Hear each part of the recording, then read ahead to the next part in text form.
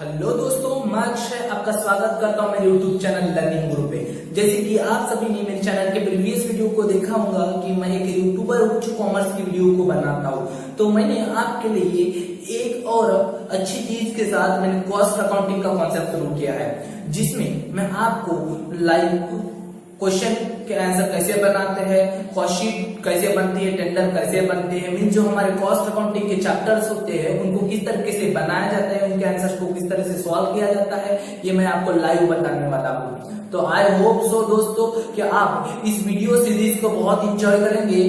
तो मैं इस आज की वीडियो में आपको मीनिंग ऑफ कॉस्ट शीट और उसके प्रोफार्मा, डिटेल प्रोफार्मा की पूरी इंफॉर्मेशन देने वाला हूँ दोस्तों। तो इस वीडियो को आप देखना ना भूले और कंटिन्यू आने वाली सीरीज की सभी वीडियोस को देखिए, ताकि आपको कॉस्ट अकाउंट का डिटेल्स नॉलेज अब तक पहुंच पाए।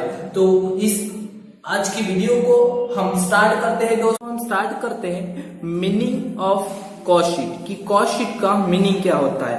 तो लिखा है cost sheet is a statement which show various component of total cost of a production. जैसे कि आप सभी को पता होगा कि प्रोडक्शन के समय बहुत सारी कॉस्ट लगाई जाती है, तो उन बहुत सारी कॉस्ट को, वेरियस टाइप्स की कॉस्ट को एक जगह, एक स्टेटमेंट में बनाना क्या कहलाता है? कॉस्ट शीट कहलाता है। वही लिखा है कॉस्ट शीट एक ऐसा स्टेटमेंट है जो टोटल कॉस्ट के, एक प्रोडक्शन में लगने वाले टोटल कॉस्ट के वेरियस कंपोनेंट्स को बताता है। It classifies and analyzes the components of cost of a product. Previous period data is given in the cost sheet for compare activity study. जैसे कि लिखा है कि हम जो कॉस्ट के बहुत सारे टाइप्स होते हैं या कंपोनेंट्स होते हैं उनको क्लासिफाई कर सकते हैं। जैसे कि आपने सुने होंगे कभी प्राइम कॉस्ट एक चीज होती है, वर्क कॉस्ट या इनसे जैसी बहुत सारी कॉस्ट होती है। तो उसके बाद लिखा है कि एक पीरियोडिकल डाटा मीन्स एक पीरियड के लिए, कुछ समय के लिए डाटा हमको देता है। यहाँ पे ये लिखा है। इससे कि क्या कर सकते हैं, हम कंपेयर कर सकते हैं कि बिजनेस में उस पीरियड में प्रॉफिट हुआ है या लॉस हुआ है, या फिर उस समय में कॉस्ट ज्यादा थी या कम थी। इन सभी चीजों को हम कॉस्ट शीट से कंपेयर कर सकते हैं। It is a statement which show as per unit cost in addition to total cost. ये हमको उस प्रोडक्ट की पर यूनिट कॉस्ट मीन्स एक यूनिट को बनाने में कितना खर्चा लगा, कितनी कॉस्ट बियर करनी पड़ी, ये सभी चीजें बताता है। उसके साथ साथ हमने जितना भी प्रोडक्शन किया उस प्रोडक्शन में कितनी कॉस्ट लगी मीन्स उसकी टोटल कॉस्ट को भी बताता है। Selling price is ascertain with the help of cost sheet. जैसे आप सभी को पता होना चाहिए कि अगर किसी भी प्रोडक्ट की सेलिंग प्राइस को डिटरमाइन करना हो तो सबसे पहले उस चीज की कॉस्ट को देखा जाता है। जैसे कि मान लीजिए मैं एक मैन्युफैक्चरर हूं जो फर्नीचर बनाता हूं, मुझे फर्नीचर बनाने में एक्चुअल कॉस्ट आ रही है 8,000, तो क्या मैं उस प्रोडक्ट को मीन्स उस फर्नीचर को 8,000 में बेचूंगा क्या? बिल्कुल नहीं। उसमें तो मैं अपना क्या ऐड करूंगा? प्रॉफिट ऐड करूंगा। तो मीन्स यहाँ क्या हुआ, सबसे पहले मुझसे उस प्रोडक्ट की कॉस्ट देखा, उस कॉस्ट में अपना प्रॉफिट ऐड किया और उसे बना दिया सेलिंग प्राइस। मीन्स प्रोडक्ट की प्राइस डिटर्मिनेशन में कॉस्ट बहुत इंपॉर्टेंट रोल अदा करती है, मीन्स कॉस्ट शीट इंपॉर्टेंस होती है। The details of total cost present in the form of a statement is termed as cost sheet।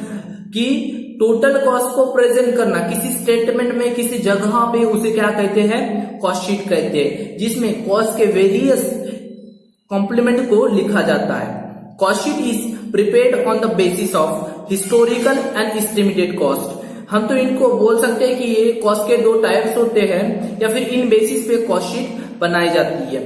तो फर्स्ट है हिस्टोरिकल कॉस्ट। तो इसको एक्सप्लेनेशन पढ़ लेते थोड़ा बहुत, उसके बाद मैं आपको एग्जांपल से भी समझा दूंगा। Cost sheet is a prepare on the basis of actual cost incurred, a statement of cost prepared after incurring the actual cost is called historical cost. बोला गया है कि जब कॉस्ट का कैलकुलेशन कब किया जाता है? जब एक्चुअल कॉस्ट को इनक्योर्ड कर लिया जाता है, मीन्स पहले खर्चा कर लो, उसके बाद क्या कर लो? कॉस्ट शीट बना लो। जैसे कि मान लो कि मैं फर्नीचर बना रहा हूं, फर्नीचर बनाने के बाद मैंने क्या किया, देख रहा हूं कि उसमें कितना कॉस्ट लगा मुझे, तो वो क्या हो गया, हिस्टोरिकल कॉस्ट होगी। उस कॉस्ट शीट को क्या बोलते हैं हम, हिस्टोरिकल कॉस्ट बोलते हैं। ए statement of cost prepare after including actual cost, जब एक्चुअल कॉस्ट की जाती है उसके बाद हम जो कॉस्ट शीट बनाते हैं उसे बोलते हैं हम historical cost. In simple word अगर इसे समझा जाए तो एक सिंपल सी चीज, अगर कोई चीज में या किसी प्रोडक्ट को हम मैन्युफैक्चर कर रहे हैं और उसमें पहले कॉस्ट इंक्लूड करें, कॉस्ट लगा रहे हैं, उसके बाद कॉस्ट शीट बना रहे हैं, तो उसे बोलेंगे हम हिस्टोरिकल कॉस्ट, जिसे हम स्टेटमेंट ऑफ कॉस्ट भी बोलते हैं। नेक्स्ट है एस्टिमेटेड कॉस्ट। क्या है, एस्टिमेटेड है, हम एस्टिमेटेड लगा रहे हैं कि आगे चल के मुझे इतनी कॉस्ट लग सकती है। थोड़ी डिटेल इंफॉर्मेशन पढ़ लेते हैं, फिर इसे एग्जांपल से समझ लेंगे। Cost sheet, estimated cost sheet is prepared on the basis of estimated cost. जो एस्टिमेटेड कॉस्ट शीट बनती है वो एस्टिमेटेड कॉस्ट के ऊपर कि इतना खर्चा हो सकता है, इस बेसिस पे बनती है। The statement prepare before the commencement of a production is called estimated cost. Product के बनाने से पहले ही कॉस्ट को डिटरमाइन किया जाए तो उसे बोलते हैं हम estimated cost. Such cost sheet is useful coating the tender price of a job और अ कॉन्ट्रैक्ट। जैसे आप सभी को पता होगा कि अगर कोई गवर्नमेंट का कॉन्ट्रैक्ट लेना हो या फिर किसी चीज में अपनी टेंडर प्राइस कोट करना हो तो उससे पहले, उस प्रोजेक्ट को कंप्लीट करने से पहले ही हमको अपनी प्राइस उनको बतानी पड़ती है, कोट करनी पड़ती है। इस समय हमको कॉस्ट शीट यूजफुल होती है। मीन्स कोई काम होने का है, कोई प्रोडक्शन होने का है, उसके पहले ही अगर हम उस चीज की कॉस्ट को एस्टिमेटेड कर ले तो उसे बोलेंगे हम एस्टिमेटेड कॉस्ट, जिसे हम आगे चल के टेंडर भी बोलेंगे कि टेंडर प्राइस का डिटर्मिनेशन कैसे होता है। आई होप सो आपको किन किन बेसिस पे कॉस्ट शीट बनाई जाती है ये समझ में आ गया होगा। तो हम आगे बढ़ते हैं और बात करते हैं हम कि कॉस्ट शीट बनाई कैसी जाती है, फिर कॉस्ट शीट का मीनिंग क्या होता है। प्रिपरेशन ऑफ कॉस्ट शीट देखते, सबसे पहले मीनिंग देखते, उसके बाद प्रोफार्मा को समझ लेंगे। Cost sheet is a statement design to show the output of a particular accounting period along with breakup of cost. It is often considered good to prepare cost sheet with the cost data of previous period. This facilitates compared to the promote the cost control. बोला गया cost sheet एक statement है, जैसे कि मैंने पहले ही बता चुका हूं, जो उस अकाउंटिंग पीरियड की सभी कॉस्ट की कंपोनेंट्स को बताती है। इससे क्या हो जाता है, ये फैसिलिटेट करती है हमको कंपेयर करने के लिए और कॉस्ट को कंट्रोल करने के लिए। अगर हमको ये पता चल जाए कि किसी चीज में कितनी कॉस्ट इंक्योर हो रही है तो हम ये देख सकते हैं कि उस कॉस्ट को रिड्यूस कैसे किया जाए। तो मीन्स कॉस्ट शीट कहीं ना कहीं हमको कंपेयर करने के लिए और कॉस्ट को कंट्रोल करने में हेल्प करती है। तो अब देख लेते हैं फाइनली, जब भी से मैं कॉस्ट शीट बोल रहा हूँ, आपको बोल रहा हूँ क्या है ये कॉस्ट शीट, तो आखिर जो सस्पेंस है उसे ओपन कर लेते हैं और हम बात कर लेते हैं proforma of cost sheet. Means cost sheet कैसे बनाई जाती है। तो इसका सिंपल प्रोफार्मा है, बहुत ही इजी है, इनको समझ लीजिए। आप इन सभी चीजों को जब भी प्रॉब्लम बनाएंगे बहुत आसानी से समझ पाएंगे। तो कॉस्ट शीट का एक पर्टिकुलर प्रोफार्मा होता है, जैसे particular total cost, cost per unit, ये इसका प्रोफार्मा होता है, जिसमें सबसे पहले हमको लिखना पड़ता है opening stock of raw material. जिस समय हम कॉस्ट या प्रोडक्ट को बना रहे हैं उस समय में जो हमारे पास रॉ मटेरियल का ओपनिंग स्टॉक था उसे लिख दो, उसमें परचेस ऐड कर दो, कैरियज ऐड कर दो, ऑक्ट्राई कस्टम ड्यूटी ऐड कर दो, और उसमें से closing stock of raw material उसको लेस कर दो। लेस करने के बाद जो भी बचेगा उसे हम बोलेंगे कॉस्ट ऑफ मटेरियल। अगर सिंपल वर्ड में आपको बताऊं तो रॉ मटेरियल में परचेज ऐड कर दो और परचेज पे जो भी एक्सपेंसेस होते हैं उनको ऐड कर दो और उसमें से closing stock of raw material minus कर दोगे तो आपको कॉस्ट ऑफ मटेरियल कंज्यूम मिल जाएगा। जैसे कि carriage, inward, ऑक्ट्रा and custom duty, ये परचेज पे होने वाले एक्सपेंसेस होते हैं। अगर हम आगे बात करें तो इसमें अगर हम कॉस्ट ऑफ मटेरियल में डायरेक्ट वेजेस और डायरेक्ट चार्जेबल एक्सपेंसेस जो डायरेक्ट नेचर के होते हैं उनको ऐड कर दे तो जो भी हमारी टोटल निकल आती है उसे बोलते हैं हम प्राइम कॉस्ट। तो ये टोटल कॉस्ट वाला कॉलम है, ये है कॉस्ट पर यूनिट। अगर टोटल कॉस्ट को हम जितने यूनिट हमने प्रोड्यूस किए हैं उनसे डिवाइड कर दिया जाए तो हमको कॉस्ट पर यूनिट पता चल जाती है।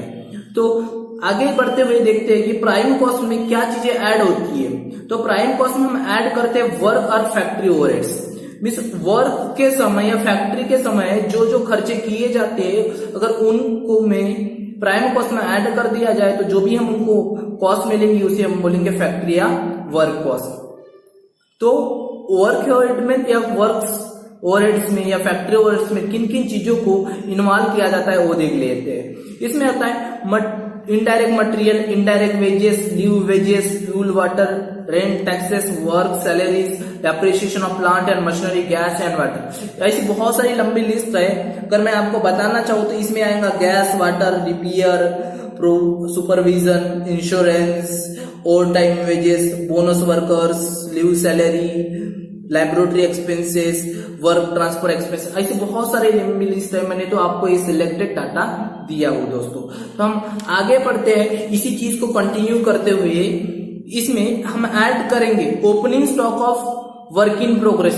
जो काम चल रहा है उसका opening stock, work in progress का ओपनिंग स्टॉक को ऐड करेंगे। ये सभी चीजें हमको क्वेश्चन में गिवन रहेंगी, हमको इनको फाइंड आउट करने की जरूरत नहीं पड़ती।